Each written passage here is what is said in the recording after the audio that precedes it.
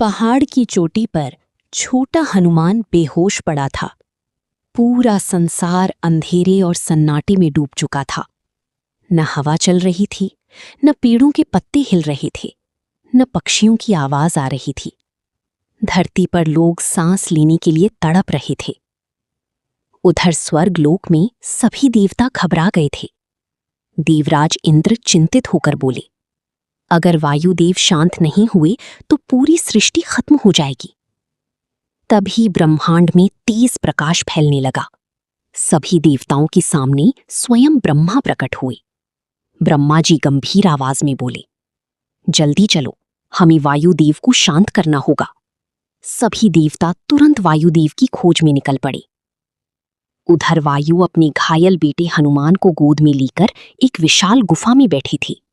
तूफान, उनकी आंखों में गुस्सा और दुख दोनों थे। वायुदेव बोले, जिस दुनिया ने मेरे मासूम बेटे को चोट पहुंचाई उसे मैं हवा नहीं दूंगा। गुस्सा। पूरी गुफा तूफानी हवाओं से कांप रही थी।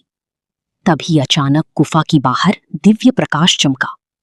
ब्रह्मा जी और बाकी देवता वहां पहुंच चुके थे। ब्रह्मा जी धीरे से आगे बढ़े और बोले, वायुदेव, शांत हो जाइए। लेकिन वायुदेव ने गुस्से में मुंह फेर लिया। तभी मां अंजना रोते हुए वहां पहुंची। उन्होंने छोटे हनुमान को सीने से लगा लिया। अंजना रोते हुए बोली, मेरे बच्चे, आंखें खोलो। पूरा दृश्य बहुत भावुक हो गया। तभी ब्रह्मा जी ने अपना हाथ छोटे हनुमान के सिर पर रखा। अचानक हनुमान के शरीर से सुनहरी रोशनी निकलने लगी। धीरे धीरे उनकी उंगलियां हिलने लगीं। फिर अचानक हनुमान ने आंखें खोल दी। जैसे ही हनुमान उठकर बैठे, पूरी गुफा दिव्य प्रकाश से भर गई। मां अंजना खुशी से रो पड़ी। वायुदेव का गुस्सा भी धीरे धीरे शांत होने लगा। हनुमान मासूमियत से बोले, मां, वो लाल फल कहाँ गया? सभी देवता हंस पड़े। इंद्रदेव शर्मिंदा होकर आगे आई। उन्होंने कहा, बालक, मुझसे बहुत बड़ी गलती हो गई। फिर इंद्रदेव ने अपना दिव्य हाथ हनुमान के सिर पर रखा और बोले, आज से मेरा वज्र तुम्हें कभी चोट नहीं पहुंचा सकेगा। हनुमान मुस्कुराने लगे। इसके बाद एक एक करके सभी देवता हनुमान को वरदान देने लगे।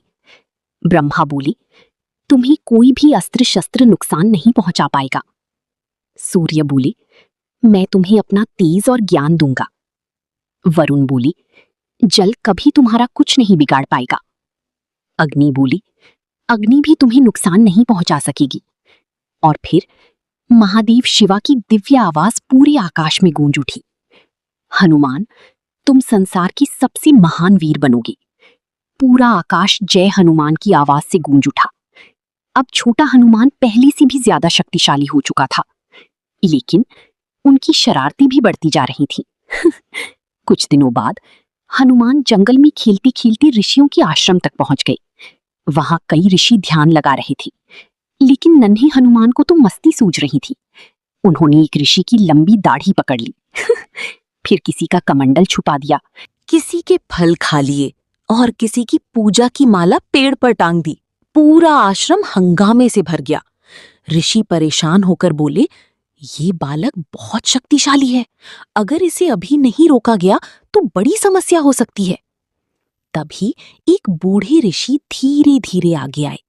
उन्होंने हनुमान को प्यार से देखा, फिर गंभीर आवाज में बोले, हनुमान, अब समय आ गया है कि तुम अपनी शक्तियों को भूल जाओ। अचानक पूरे आश्रम में तेज रोशनी फैल गई। हनुमान हैरानी से ऋषियों को देखने लगे, लेकिन अगले ही पल कुछ ऐसा हुआ जिसने छोटे हनुमान की जिंदगी हमेशा के लिए बदल दी। आखिर ऋषियों ने ऐसा क्या किया?